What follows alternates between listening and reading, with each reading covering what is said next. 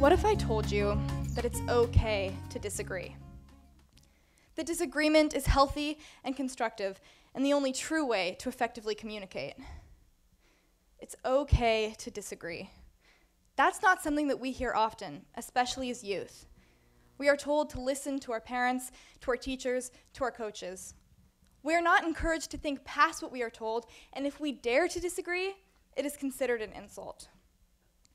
But contrary to what we are being taught in schools, it is crucial, now more than ever, that we recognize disagreement is not something to be ashamed of. Communication has changed a lot in the last 2 decades or so. My parents tell me that technology has altered much about how we live our lives, but I wouldn't know. I was born over a decade after the birth of the World Wide Web, and the first iPhone came out when I was only 5 years old.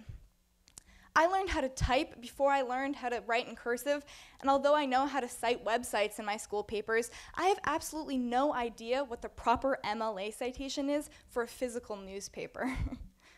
My whole life has been surrounded by technology, and I can honestly say that I can't imagine life without it.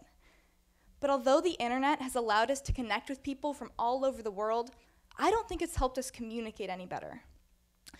Although I can do a quick Google search and have the world's news at my fingertips, that ability has not made me a more thoughtful person. Technology, for all of its many benefits, is slowly draining us of our ability to communicate with each other. We must relearn the value of effectively hearing people who don't agree with us. I like to keep up with the news. I'm interested in politics and global affairs, and every day I check the news app on my phone to see what the latest stories are. But I've noticed that the more I use the app, the more the stories I'm receiving seem to be catered to me. Instead of seeing news from a wide variety of political agendas and different viewpoints, I see the same news outlets over and over again producing stories in line with my political beliefs.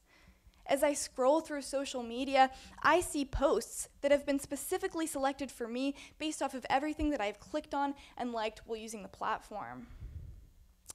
It makes sense that businesses are using the data that they have on customers to personalize their experiences online.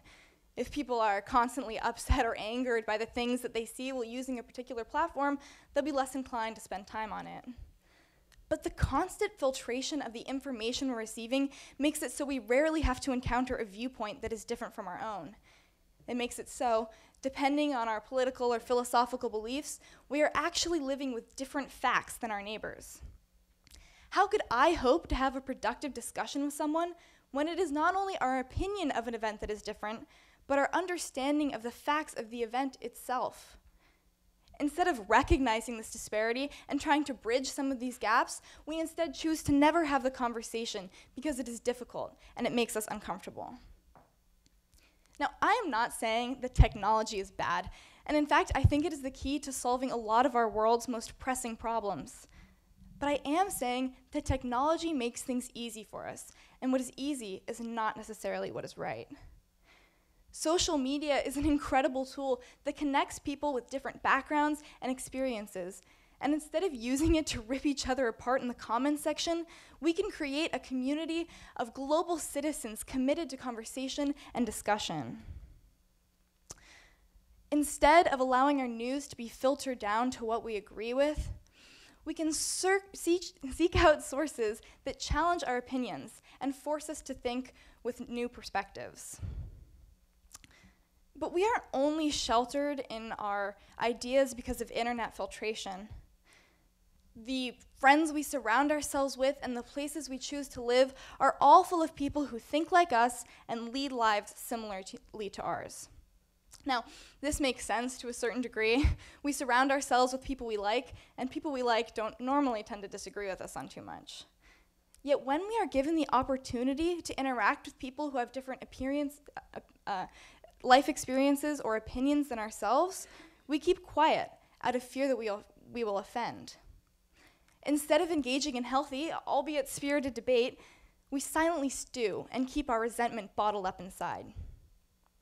Okay, so with that in mind, it's February, and the holidays are a couple of months behind us, or 10 months ahead of us, depending on how you'd like to think about it. Okay, so with that in mind, I'd like to see a show of hands. How many of you normally see your family around the holidays? Okay, of those with your hands raised, How many of you have ever felt uncomfortable at a holiday gathering due to a philosophical or political difference? Yeah, some of you. Right, so these are topics of conversation that tend to bring up some pretty strong emotions, and disagreements surrounding these issues can make any gathering uncomfortable. I get it. Years ago, my parents were visiting my grandparents in New Hampshire, and the topic of the Iraq War came up. The very brief discussion that followed ended abruptly, with my parents leaving the state. They came back, but they did leave. So I understand that this is not easy.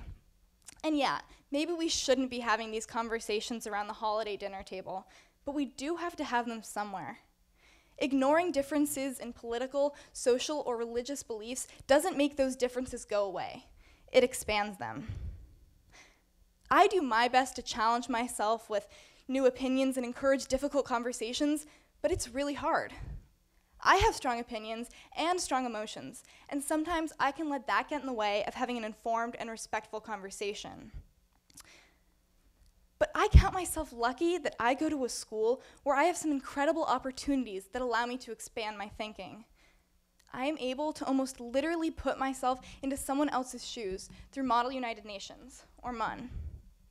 For those of you that don't know, MUN is a simulation of the United Nations in which students research a country and a topic and then come together in a weekend of debate to try to solve global issues. I love it. In order to fully immerse myself in my country's position, I have to go to the most biased sources.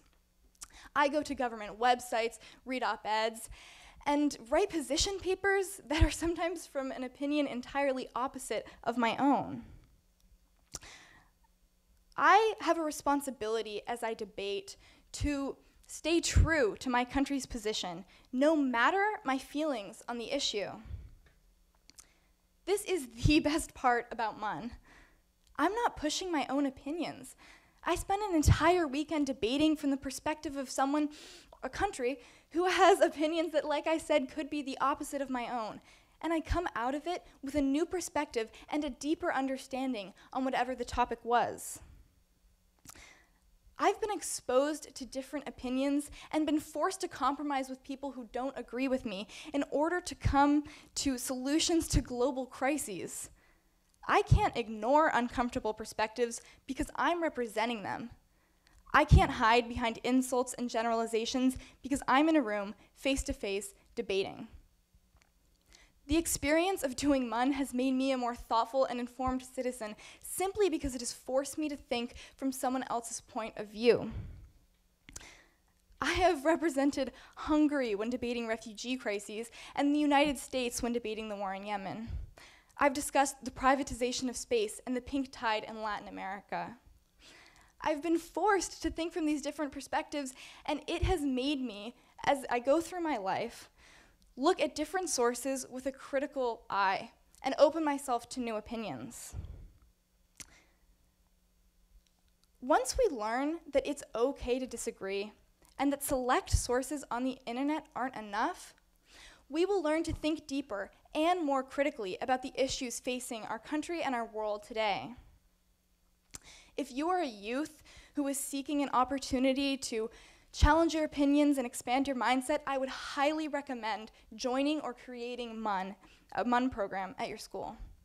Programs like Model UN are available in schools around the globe and are crucial to solving the problem of global dissociation. Education is key to making sure that the next generation, my generation, are better listeners, communicators, and therefore better global citizens. We can create communities of people who are committed to constructive discussion, and not just people who are trying to push their own opinions and don't listen to anyone who has anything to say that is different from theirs. So the other night, my dad and I were talking, and he said something that really stuck out to me. I am colored by the perception of my reality, he said, and I realized how true that is. We are all living in different realities with different experiences and opinions, and we're learning to stay true to those opinions while still having respectful and decent conversations with each other. Ralph Waldo Emerson once said, "Let me never fall into the vulgar mistake of dreaming that I am persecuted whenever I am contradicted. Although Emerson lived around 150 years ago, what he said rings true today. Thank you.